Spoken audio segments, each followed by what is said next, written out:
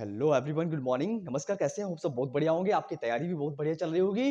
कैसे हैं? कैसी चल रही तैयारी? अगर आप कर रहे हैं किसी भी टीचिंग एग्जाम की तैयारी या फिर कर रहे हैं सीटेट एग्जाम की तैयारी, तो फिर हमारे साथ में कनेक्ट हो सकते हैं और हम आपके सारे डाउट्स को क्लियर करने की कोशिश करेंगे।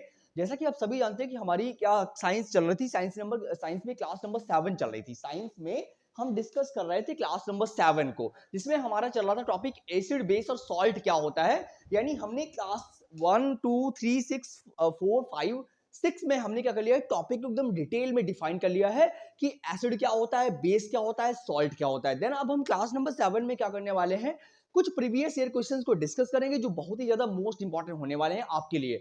अगर आप पहली बार आए हैं तो लाइक शेयर तो कर ही दोगे, ताकि जब भी मैं एक नया वीडियो बनाऊं तो आपके पास नोटिफिकेशन आ जाए। देखिएगा यहाँ पे हम क्लास नंबर 7 को डिस्कस करने जा रहे हैं, जहां पे हम साइंस के यानी एसिड, बेस और सॉल्ट जो है उसके कुछ पीवाईक्यू क्वेश्चंस जो 100 टाइम सीटेड में रिपीट होते हैं, हम उनको प्रैक्टिस कराने के लिए जा रहे हैं आपको। ठीक है, तो अगर आप तैयारी कर रहे हैं तो आप हो सके तो नोट्स बनाते रहिएगा, ताकि जब आप खुद से एनालिसिस करते हैं तो आपकी तैयारी बहुत ही बढ़िया चलती है। ठीक है, यहाँ पे बात करी जाए कि अगर हम बात करें किसकी, अगर हम बात करें एसिड, बेस और सॉल्ट की, देखिएगा अगर हम बात करें एसिड, बेस और सॉल्ट होता क्या, एक मिनट रुकिएगा यार।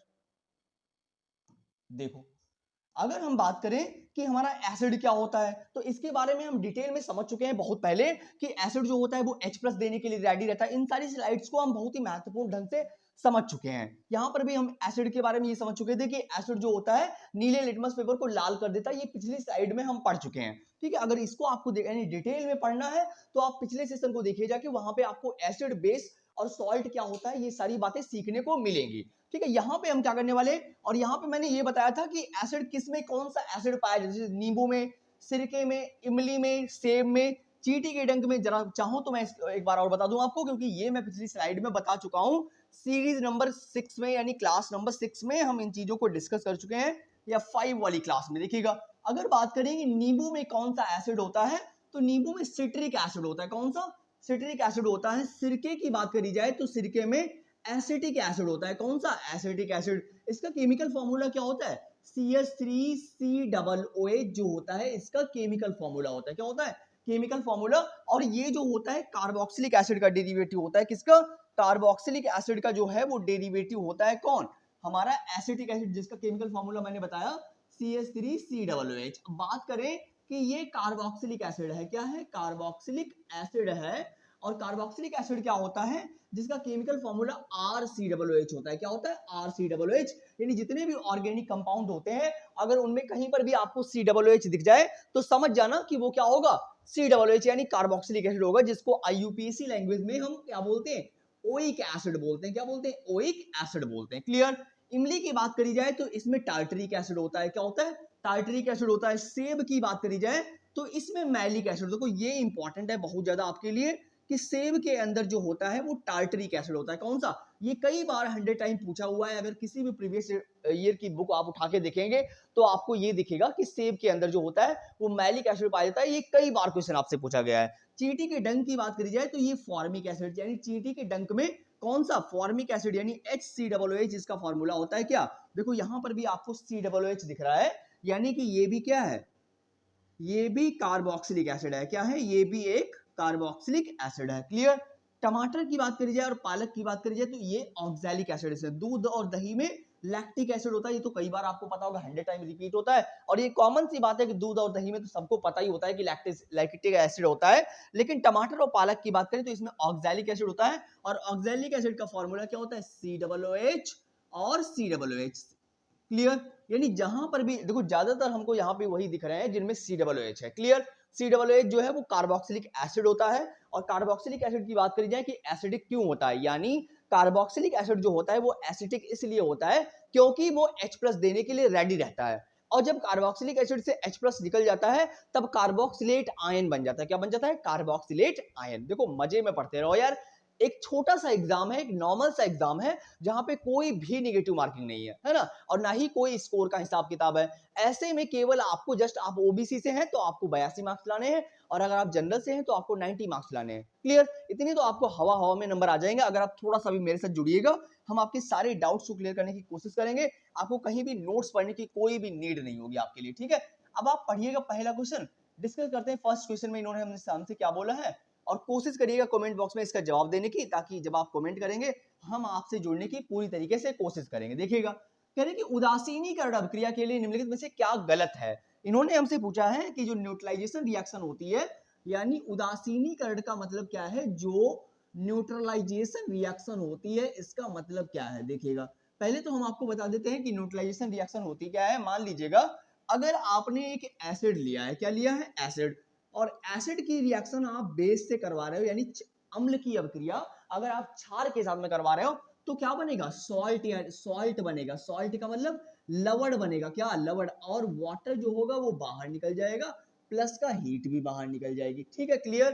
तो हमारा क्या बना, यानी अम्ल और क्षार के बीच की एक अभिक्रिया है जहां पे लवण बनता है। क्या बनता है, लवण, यानी सॉल्ट बनेगा। क्लियर। अब आप फर्स्ट क्वेश्चन पढ़िए। इस पूरी प्रोसेस को ही क्या बोलते हैं, न्यूट्रलाइजेशन यानी उदासीनीकरण अभिक्रिया बोलते हैं, जहां पे हम किसी अम्ल की अभिक्रिया किसी क्षार से कराते हैं। पढ़िए फर्स्ट क्वेश्चन क्या लिखा हुआ है फर्स्ट ऑप्शन में, यह एक अम्ल और क्षार के बीच की अभिक्रिया है। बिल्कुल सही बात कह दी गई है कि अम्ल और क्षार के बीच की यह एक अभिक्रिया है। फर्स्ट ऑप्शन क्लियर है। नेक्स्ट में क्या, लेकिन हमसे इन्होंने क्या पूछा है, हमसे इन्होंने निगेटिव पॉइंट पूछा हुआ है कि कौन सा गलत है। ठीक है, तो फर्स्ट तो क्लियर है, इस अभिक्रिया में एक नया पदार्थ लवण बनता है। बिल्कुल सही बात है। देखो यहाँ पे हमें पता है कि एक सॉल्ट बना हुआ है, तो बी भी एकदम करेक्ट है। आगे दिया हुआ है कि निर्मित लवण प्रकृति में केवल अम्लीय और क्षारीय होते हैं, अभिक्रिया में उष्मा सर्वदा अवशोषित होती है। ठीक है, ये भी सही है। लेकिन इन्होंने सी ऑप्शन में क्या बोल दिया है कि लवण प्रकृति में केवल अम्लीय और क्षारीय, यानी ये सॉल्ट जो बना हुआ है ये अम्लीय होगा या क्षारीय होगा, ऐसा बिल्कुल भी नहीं है। ये एकदम निगेटिव पॉइंट है कि जो लवण होगा वो बिल्कुल अम्लीय होगा या क्षारीय होगा। तो सी ऑप्शन जो है वो हमारा एकदम करेक्ट है, क्योंकि जो गलत है वही सही है, क्योंकि पूछा ही इन्होंने हमसे गलत था। ठीक है, समझ में आ गया होगा। तो हो सके तो स्क्रीनशॉट मारते रहिएगा, तैयारी करते रहिएगा जबरदस्त तरीके से। हम सारे क्वेश्चन वही क्वेश्चन उठाते हैं बार बार, जो 100 टाइम रिपीट होते हैं। कुल मिला के आप कॉन्सेप्ट को सीखने की कोशिश कीजिएगा, तब आपको समझ में आ जाएगा। फिलहाल के लिए आप उदासीनीकरण अभिक्रिया तो सीख चुके होंगे। अब आप पढ़िए, बता दो, मैं फिर से बता दूं आपको यहाँ पे कि उदासीनीकरण अभिक्रिया क्या होती है। केवल आपको इतना समझने की जरूरत है कि उदासीनीकरण अभिक्रिया में जैसे मान लीजिएगा हमने एक एसिड लिया HCl और हमने एक बेस लिया NaOH लिया। क्लियर। अब हमें मालूम है कि इसमें हमें सॉल्ट बनेगा। क्या बनेगा, सॉल्ट। देखो तो यहां से आपको दिख रहा होगा कि ये NaCl क्या हुआ, NaCl बाहर हो गया और प्लस का H2O बाहर हो गया। तो देखो NaCl जो है इसको क्या बोलते हैं, इसको हम बोलते हैं सोडियम क्लोराइड बोलते हैं। क्या बोलते हैं, सोडियम क्लोराइड, यानी साधारण नमक जो होता है, और इसी को हम क्या बोलते हैं, लवण बोलते हैं, या फिर इंग्लिश में इसी को हम सॉल्ट बोलते हैं। क्लियर, इतनी बात। तो इस पूरी प्रोसेस को हम बोलते हैं न्यूट्रलाइजेशन रिएक्शन बोलते हैं। न्यूट्रलाइजेशन रिएक्शन यानी उदासीनीकरण अभिक्रिया बोलते हैं। ये कॉन्सेप्ट तो आपको क्लियर हो ही गया होगा कि अम्ल और क्षार के बीच की अभिक्रिया होती है जहां पे एक नया प्रोडक्ट बनता है, कौन है, सॉल्ट बनता है। पढ़िए सेकंड क्वेश्चन और जवाब देने की कोशिश कीजिए कि सेकंड क्वेश्चन में हमसे क्या बोला गया है। सारे के सारे बहुत इंपॉर्टेंट क्वेश्चन रहने वाले हैं कि which of the following is a synthetic indicator. देखो अब इंडिकेटर की यहाँ पे बात आ गई कि इंडिकेटर होते क्या है। अगर बात करी जाए कि इंडिकेटर जो होता है वो एक सूचक होता है। क्या होता है, सूचक। यानी ये 3 टाइप्स के होते हैं। पहला जो होता है वो नेचुरल इंडिकेटर होता है। नेचुरल का मतलब क्या होता है, जो हमें प्रकृति से प्राप्त हुआ है, यानी जो हमें नेचर ने दिया हुआ है, प्लांट ने दिया हुआ है, वो नेचुरल इंडिकेटर्स होते हैं। यहां पे बात करी जा रही है सिंथेटिक इंडिकेटर की। जो सिंथेटिक इंडिकेटर होते हैं वो मैन मेड होते हैं। क्या, मैन मेड, यानी इंसानों के द्वारा मानवीकृत होते हैं, जो आदमी इंसानों ने बनाया हुआ है। क्या, जो मैन मेड ने बनाया हुआ है, इंसानों के द्वारा जो चीजें बनाई गई हैं उन्हीं को हम क्या बोलते हैं, सिंथेटिक इंडिकेटर बोलते हैं। ये बात क्लियर हो गई होगी। तो पढ़ते हैं कौन सा। देखो हल्दी और घोल की बात करी जाए तो ये सिंथेटिक नहीं है मिथाइल ऑरेंज ये भी सिंथेटिक नहीं है, ये तो नेचुरल चीजें हैं। चीन गुलाब ये भी क्या हमारे नेचुरल है। लेकिन अगर बात करी जाए मिथाइल ऑरेंज घोल की, ये सी ऑप्शन जो है यही हमारा करेक्ट है, क्योंकि ये मिथाइल ऑरेंज घोल जो होता है वो सिंथेटिक संकेतक होता है। कौन सा, सिंथेटिक संकेतक होता है। और यहाँ पे मैंने बता दिया कि पहला से नेचुरल इंडिकेटर होता है, दूसरा कौन सा हमारा सिंथेटिक इंडिकेटर होता है, तीसरे की बात करी जाए तो ऑल्फैक्टरी इंडिकेटर होता है। और इन सारी बातों को हम पिछली स्लाइड में डिटेल में डिस्कस कर चुके हैं। यहाँ पे हमारे क्वेश्चन चल रहे हैं प्रीवियस ईयर के, और आई होप आपको ये अच्छे भी लग रहे हो, समझ में आ रहे होंगे। अगर अच्छा लग रहा हो सेशन तो लाइक शेयर तो कर ही देना यार, है ना, ताकि जब भी मैं एक नया वीडियो बनाऊं तो आपके पास नोटिफिकेशन आ जाए। और हो सके तो शेयर सब्सक्राइब तो कर ही दोगे। कोशिश रहेगी हमारी, क्योंकि हम जब आप मेरे से कनेक्ट होंगे, हम आपसे पूरी तरीके से कनेक्ट होंगे, तो मेरा भी मोटिवेशन बढ़ जाएगा, है ना। पढ़िएगा यहाँ पे क्या बोला गया, थर्ड क्वेश्चन को डिस्कस करेंगे, कुछ 13 क्वेश्चन या 15 क्वेश्चन आज। पढ़िएगा यहाँ पे क्या बोला गया है कि एक डॉक्टर है, एक डॉक्टर संगठक है, अति अम्लता का उपचार करने के लिए एक दवाई देता है। यानी किसी व्यक्ति को क्या हो गया, अति अम्लता का मतलब है कि एसिडिटी हो गई, यानी किसी व्यक्ति को क्या है, एसिडिटी हो गई, अम्लता बहुत ज्यादा हो गई है। मान लीजिएगा जब आपको एसिडिटी हो जाती है तो वहां पे डॉक्टर जो होता है वो आपको बेस देता है। बेस का मतलब क्या, वो आपको क्षार देता है। क्या देता है, क्षार, यानी NaOH देगा। NaOH में NaOH क्या, सॉरी NaOH नहीं, यानी कोई ऐसा क्षार देगा जहां पे क्या होगा कि जिसमें OH होता हो, यानी बेस आपको देगा। तो आप इसमें देखिएगा कि किसमें बेस है, देखो यहाँ पे बेस है, यानी OH तो इसमें है नहीं, बेस वो होता है जहां पे OH आता है। आपको पता है कि जैसे NaOH लिखा हुआ है तो इसको तोड़ेंगे तो Na पॉजिटिव जाएगा और OH निगेटिव जाएगा। तो यहाँ पे OH कैसा है, OH निगेटिव है, और ये OH इसीलिए निगेटिव है, OH इसमें आ रहा है इसीलिए बेस है। क्या है, बेस यानी क्षार है। और अगर अम्ल होता तो ये H प्लस देता, क्या देता, H प्लस, और Cl निगेटिव है। देखो ना, जिनमें H प्लस होता है और वो एसिड होते हैं, OH होता है वो बेस होते हैं। ये परिकल्पना दी थी आर्हीनियस नाम के साइंटिस्ट ने। किसने, आर्हीनियस नाम के वैज्ञानिक ने ये बताया था कि एसिड होता है वो H प्लस देगा। अब आप इनमें से क्लियर कर लीजिए, इलिमिनेट कर लीजिए कि कहां पे OH है। देखो इसमें OH है, इसीलिए ये हमारा ऑप्शन जो है एकदम क्लियर है, क्योंकि डॉक्टर जो है जब एसिडिटी हो जाती है तब वो बेस देता है। जैसे आप मान लीजिए आपका पेट खराब होता है तब आप इनो पीते हैं, तो वही बात हो रही है यहाँ पे, सेम क्वेश्चन वही पूछ दिया गया है। चलते हैं अभी हम फोर्थ क्वेश्चन को डिस्कस करेंगे, देखते हैं हमारा फोर्थ क्वेश्चन में क्या बोला गया है। थोड़ा आराम से पढ़िएगा, और बहुत ही बढ़िया क्वेश्चन है, एकदम डिटेल में डिस्कस कर रहा हूं मैं आपके सामने। एसिड बेस और सॉल्ट, ये हमारी 7वीं स्लाइड है, 7वीं क्लास है। इससे पहले हम 6 क्लास ऑलरेडी दे चुके हैं आपको। पढ़िएगा कि दांत क्षय किसकी उपस्थिति के कारण होता है, यानी दांत जो होते हैं वो खराब होते हैं किसकी उपस्थिति के कारण। बताइएगा कि दांतों में खराबी किसके कारण होती है, अम्ल के कारण होती है, क्षार के कारण होती है, या फिर सॉल्ट के कारण होती है। तो सिंपल ऑप्शन है, ना वो क्षार होगा, ना वो अम्ल एवं क्षार होगा, ना कोई नहीं। एसिड जो होता है वही दांतों को क्षय करता है, यानी जब आपके दांतों पे एसिडिटी हो जाती है, दांतों में एसिड जम जाता है, तब आपके दांतों को, दांत जो होते हैं वो खराब होने लगते हैं। तो वही बात है, सिंपल से क्वेश्चन, एकदम जहर से क्वेश्चन है बेटा भाई मेरे। आपको कुछ दिमाग लगाने की, यहाँ पे क्रिएटिव दिमाग लगाने की कोई भी नीड नहीं है। यानी जब आपसे, आपके सामने को, जब आप प्रैक्टिस कर लोगे तब आप पेपर में जाओगे तो आपका दिमाग इसी फ्लो में चलेगा बढ़िया तरीके से। वही बात है कि दांतों के दांत जो खराब होते हैं वो किसकी वजह से, एसिड की वजह से खराब होते हैं। क्लियर। अब हम चलेंगे क्वेश्चन नंबर 5 पे। पढ़िएगा, देखें क्वेश्चन नंबर 5 में इन्होंने हमसे क्या बोला है।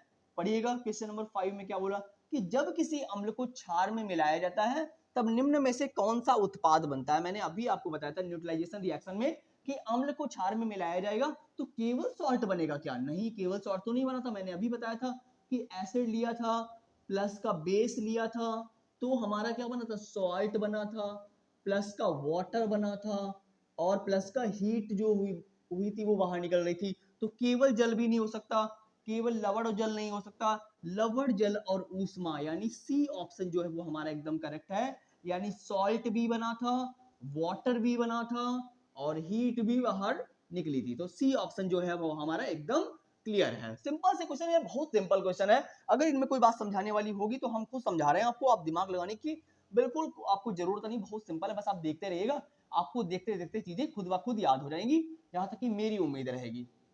चलिएगा पढ़िएगा क्वेश्चन नंबर 6 में क्या बोला गया, निम्नलिखित में से कौन सा युग्म एसिड बेस इंडिकेटर अम्ल और क्षार संकेतक के रूप में उपयोग किया जाता है। यानी इनमें से कौन सा इंडिकेटर है, इंडिकेटर का मतलब होता है सूचक। क्या, सूचक, यानी इंडिकेटर जो होता है वो सूचक होता है। और कौन से सूचक जो होते हैं वो अम्ल और क्षार के रूप में उपयोग किए जाते हैं, कौन से हैं। देखो अगर बात करी जाए कि नमक और ये तो होगा नहीं, केले की पत्तियां होती नहीं, नींबू का रस नहीं, लाल बंद गोभी और पत्ता और हल्दी जो होते हैं ये क्या होते हैं, यही हमारे अम्ल और क्षार के रूप में यूज होते हैं। क्लियर, सिंपल फंडे, बहुत ही आसान से क्वेश्चन है। तो फर्स्ट ऑप्शन जो है वो हमारा एकदम क्लियर है। अब हम चलेंगे क्वेश्चन नंबर 7 पे, देखते हैं हमारा क्वेश्चन नंबर 7 में क्या बोला गया है। निम्नलिखित में से कौन सा समुच्चय अम्लों क्षारकों के प्राकृतिक सूचकों को दर्शाता है। सिंपल फंडा है, फिर से आ गया, प्राकृतिक सूचक क्या होते हैं। अगर बात करी जाए नेचुरल इंडिकेटर जो होते हैं, यानी प्राकृतिक सूचक कौन से होते हैं, नेचुरल इंडिकेटर होते हैं, नेचुरल इंडिकेटर होते हैं, इसका मतलब क्या होता है, जो चीजें हमको प्रकृति से मिली हुई हैं यानी हमको नेचर से मिली हुई है उनको हम नेचुरल इंडिकेटर्स बोलते हैं। क्लियर? तो यहाँ पे हमें ये बताइएगा कि कौन सा ऑप्शन जो होगा वो करेक्ट होगा। अम्लों और क्षारकों के प्राकृतिक सूचक हैं, क्या वो फिनोप्थेलिन है? नहीं, फिनोप्थेलिन तो होता नहीं है। गुड़हल हल्दी होता नहीं है, हल्दी फिनोप्थेलिन नहीं है। लिटमस की बात करी जाए और हल्दी की बात करी जाए तो ये प्राकृतिक सूचक होते हैं, यानी ये एक ऐसे इंडिकेटर होते हैं जो हमको नेचर ने दिए हैं, प्रकृति ने हमको जो चीजें दिए हुए हैं वो लिटमस है और हल्दी है। इसीलिए हमारा जो सेकंड ऑप्शन है वो एकदम क्लियर है। थोड़ा जल्दी कर रहा हूं क्योंकि मॉर्निंग का टाइम है, मुझे स्कूल भी जाना है यार, है ना, तो थोड़ा सा फास्ट पढ़ रहे हैं क्वेश्चंस को। तो ऑप्शन नंबर 2 जो है वो हमारा एकदम क्लियर है। अब हम चलेंगे क्वेश्चन नंबर 8 पे, देखते हैं हमारा क्वेश्चन नंबर 8 क्या कह रहा है। थोड़ा आगे बढ़िएगा और जवाब दीजिए कि यहाँ पे क्या बोल रहे हैं ये। निम्नलिखित में से कौन पदार्थों का एक समुच्चय है? निम्नलिखित में से क्या बोल रहे हैं यहाँ पे, पढ़िएगा। निम्नलिखित में से कौन सा पदार्थों का समुच्चय है जो क्षारीय प्रकृति के हैं? अब आप मुझे यहाँ पे बताइए कि कौन सा क्षारीय प्रकृति का है। यहाँ पे कौन सा, देखो यहाँ पे सिरका जो है, सिरका एसिड होता है, तो ये तो अपने आप में गलत हो गया। सिरका क्या होता है?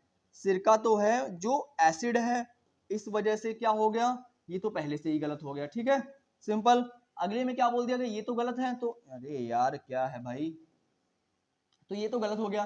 क्या मार्जक दही, मिल्क ऑफ मैग्नीशिया, नींबू का रस, कैलामाइन लोशन। देखो मिल्क ऑफ मैग्नीशिया यहाँ पे क्षारीय पूछा गया था, तो मिल्क ऑफ मैग्नीशिया, दही वगैरह, नींबू का रस, तो ये तो एसिड होते हैं ना, तो ये तो गलत हो गया यहाँ पे। आगे क्या है, मिल्क ऑफ मैग्नीशिया, देखो यहाँ पे मिल्क ऑफ मैग्नीशिया हो गया, चूना, नींबू का रस जो हो गया, अल्कोहल, ये तो सब एसिड होते हैं, तो ये भी गलत हो। तो बचा क्या, कैलेमाइन हमारे पास बचा, शैम्पू, टूथपेस्ट, मार्जिन जो बचा हुआ है, यानी सी ऑप्शन जो है वो हमारा एकदम क्लियर है कि लोशन, शैम्पू, टूथपेस्ट जो होता है, मार्जिन जो होता है वो क्या होता है, क्षारीय प्रकृति के होते हैं। इसीलिए जो हमारा सी ऑप्शन जो है वो हमारा एकदम क्लियर है। अब हम चलेंगे आगे, देखते हैं आगे क्वेश्चन नंबर 9 में हमसे क्या बोला गया है, पढ़िएगा। निम्नलिखित में से कौन सा ऐसे पदार्थों का समुच्चय है जो प्रकृति में अम्लीय है? देखो जस्ट अपोजिट उसी का पूछ दिया गया है कि कौन सा अम्लीय प्रकृति का है। अभी आपसे क्षारीय पूछा गया था कि कौन सा क्षारीय था, लेकिन अभी आपसे क्या पूछ दिया गया कि कौन सा अम्लीय प्रकृति का है। जरा बताइएगा, पढ़िएगा और जवाब देने की कोशिश कीजिएगा कि क्या बोला गया। सिरका, नींबू का रस, अमाशय रस, दही, बेकिंग सोडा, अमाशय रस, शैम्पू, टूथपेस्ट। देखो यहाँ पे शैम्पू टूथपेस्ट की बात करें तो क्षारीय हो गया, ये तो गलत हो गया। कैलेमाइन लोशन, नींबू का रस, सिरका, ये भी, दही, बेकिंग सोडा, अमाशय रस, शैम्पू, ये भी शैम्पू की बात अगर तो भी ये भी गलत हो गया। आगे सिरका, नींबू का रस, अमाशय रस, दही, कैलेमाइन लोशन जो होता है ये तो हमारा बेस होता है, तो ये भी गलत हो गया। तो कौन सा बचा, नींबू का रस, अमाशय, दही, ये जो है सिरका, यानी ये क्या है, एसिडिटी का है, यानी एसिड का है, इसीलिए ये ऑप्शन जो है वो हमारा एकदम क्लियर है। First option should be right है, तो फर्स्ट के साथ में हम जा रहे हैं। फर्स्ट जो है एकदम क्लियर है। सारे के सारे ऑफिशियल आंसर किए, मैं अपने पास से कुछ भी बताने की आपको कोशिश नहीं कर रहा हूं। क्लियर? क्वेश्चन नंबर 9 आपको समझ में आ गया होगा। तो अभी हम चलेंगे क्वेश्चन नंबर 10 पे, देखते हैं क्वेश्चन नंबर 10 में क्या बोला गया है। पढ़िएगा और जवाब दीजिए कि यहाँ पे क्या बताया जा रहा है। निम्नलिखित में से कौन सा पदार्थ क्षारीय है, बताइएगा। ये क्वेश्चन थोड़ा सा मिसप्रिंट हो गया हमारे टाइपिंग मास्टर से, तो अभी आप अगले में चलिएगा। निम्नलिखित में से सही कथन की पहचान कीजिए, बताइएगा कि इसमें से सही कथन हमारा कौन सा है। यानी हमसे क्या पूछा गया है, पॉजिटिव पॉइंट पूछा गया है। निम्नलिखित में से सही कथन, यानी हमसे इन्होंने पॉजिटिव पॉइंट पूछा हुआ है कि कौन सा ऐसा पॉइंट है जो पॉजिटिव पॉइंट है। क्षार स्वाद में खट्टे होते हैं, ऐसा तो नहीं। क्षार जो होते हैं वो तीखे यानी बिटर होते हैं, ना कि खट्टे। खट्टे यानी श्योर की बात कर रहे हैं, तो ये तो एसिड होते हैं, तो ये तो गलत हो गया यहाँ पे, है ना। फिनोप्थेलिन के साथ गुलाबी रंग देते हैं। क्षारों का पीएच मान 7 से निम्न होता है।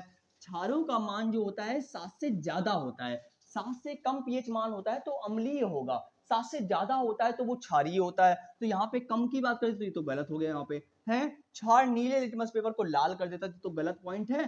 देखो यहाँ पे इस बात को, अम्ल जो होता है, क्या अम्ल जो होता है वो नीले लिटमस पेपर को लाल करता है। और इस पॉइंट को हम अनिल नाम से याद कर सकते हैं। मैंने एक ट्रिक बताई थी क्लास नंबर 6 में कि आ से क्या होता है, अम्ल होता है। क्या होता है, अम्ल। ना से नीला और ला से लाल, तो क्या हो जाएगा यहाँ पे, अम्ल जो होते हैं वो नीले लिटमस पेपर को लाल कर देते हैं। क्लियर? तो समझ में आ गया होगा। तो सेकंड क्वेश्चन, सेकंड ऑप्शन क्या है हमारा यहाँ पे, पहला तो ये तो गलत हो गया, ये भी गलत हो गया, यहाँ पे ये भी गलत हो गया। बचा क्या, एलिमिनेट कर सकते हो ऑप्शंस को बढ़िया तरीके से कि क्षार फेनोल्फथालीन के साथ में गुलाबी रंग देते हैं। क्लियर, तो सेकंड ऑप्शन जो है वो हमारा एकदम करेक्ट है। आई होप आपको समझ में आ गया होगा। तो अभी हम चलेंगे क्वेश्चन नंबर 12 पे। देखते हैं हमारे क्वेश्चन नंबर 12 में क्या बोला गया। बहुत ही इंपॉर्टेंट सेशन होने वाला है आपके लिए, बहुत ही जबरदस्त। यानी जितने भी क्वेश्चन मैं बता रहा हूं आपको, अगर आप किसी भी बुक को उठा के देंगे तो ये सारे क्वेश्चन आपको 100 टाइम रिपीट होते मिलेंगे। क्लियर, चलिए पढ़िएगा इस क्वेश्चन को और फिर जवाब दीजिए कमेंट बॉक्स में। हमें बताइए कि यहाँ पे क्या बोला गया। टाइमिंग कितना होगा, टाइमिंग 30 हो गया। क्लियर, जरा पढ़िएगा। लास्ट क्वेश्चन इसको कर लेते हैं, वो टाइम बहुत हो गया यार। निम्नलिखित में से कौन सा अम्लीय है, बताइएगा। निम्नलिखित में से कौन सा अम्लीय है, यहाँ पे बताइएगा अम्लीय कौन सा है। नींबू का रस है, टमाटर, दूध, सभी। यानी अम्लीय कौन, देखो नींबू लेमन जूस की बात करें तो ये भी एसिडिक होता है। टमाटर की बात करें तो इसमें ऑक्सैलिक एसिड होता है, ये भी ठीक है। मिल्क की बात, इसमें भी लैक्टिक एसिड होता है, सभी। तो यहाँ पे फोर्थ ऑप्शन जो है वो हमारा एकदम क्लियर है। फोर्थ ऑप्शन कैसा है हमारा, एकदम करेक्ट है, 100% राइट आंसर है। समझ में आ गया होगा। यहाँ पे अम्लीय की बात कर रहे थे कि नींबू का रस जो होता है वो भी अम्लीय है, टमाटर में क्या ऑक्सैलिक एसिड होता है, दूध में लैक्टिक एसिड होता है। तो ये सारे क्वेश्चन आपको समझ में आ गए होंगे। सेशन आपको कैसा लगा वो आप कमेंट बॉक्स में मुझे बताते जाइएगा, ताकि मुझे भी थोड़ा अच्छा लगेगा। आउट ऑफ 12 क्वेश्चन आपने कितने सही किए वो आप मुझे बता दीजिएगा, और एसिड बेस के बारे में आपको समझ में आया कि नहीं आया वो बातें मुझे बता के जाइएगा। देन हम क्लास नंबर 8 में हो सकेगा तो एसिड बेस से रिलेटेड क्वेश्चन लाएंगे, नहीं तो फिर हम एक नया टॉपिक स्टार्ट करेंगे आपके सामने। सेशन कैसा लगा वो आप लाइक शेयर तो कर ही देंगे, सब्सक्राइब कर दीजिए, ताकि जब भी मैं एक नया वीडियो बनाऊंगा तो आपके पास नोटिफिकेशन आ जाएगा। मेरी कोशिश रहती है कि मैं आपको अच्छे तरीके से समझा पाऊं। Thank you so much for coming, thank you so much. अगर आपके पास कोई कमेंट है तो आप करिएगा, मैं आपके अकॉर्डिंग वीडियो प्लान करने की कोशिश करूंगा 100%। थैंक यू सो मच भाई, थैंक यू सो मच।